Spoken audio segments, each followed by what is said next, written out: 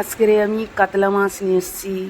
কাতলা মাছ ভালো করে ধুয়ে নিয়েছি, নিয়ে হলদি নুন দিয়ে মাখিয়ে নিয়ে এসেছি, মেখে নিয়েছি। এবার আমি ভাজবো। তো ভালো করে আমি কড়া করে ভেজে নেবো, আমি লাল করে। তো লাল করে ভাজা হয়ে গেছে। তো এখন আমি পেঁয়াজ লাল করে নেব।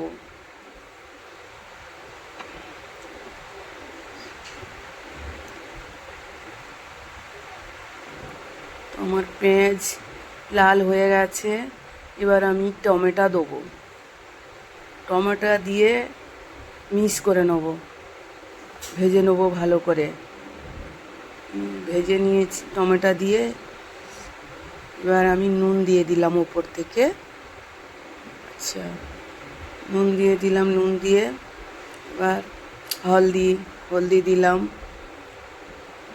হলদি, জিরে পাউডার দিয়ে দিয়েছি।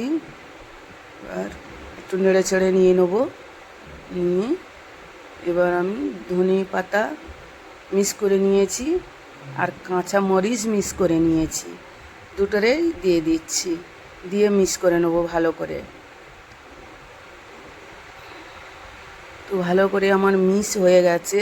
এবার ওপর থেকে মাছের মশলা দিয়ে দিলাম।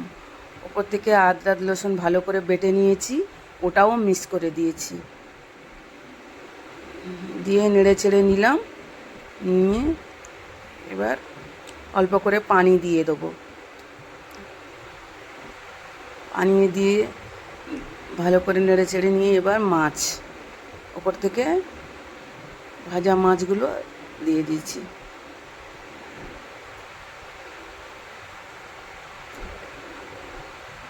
মাছ দিয়ে আমি ওপর থেকে লেবু দেবো। লেবু রসটা দিলে খাটা খাটা মতো হবে, ভালো লাগবে খেতে।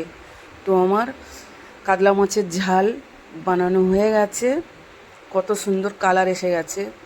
এবার আমি নিয়েছি থালায়, দেখো কত সুন্দর লাগছে। তো কাতলা মাছের আমি ঝাল বানিয়ে নিলাম। এবার আমি খাবো।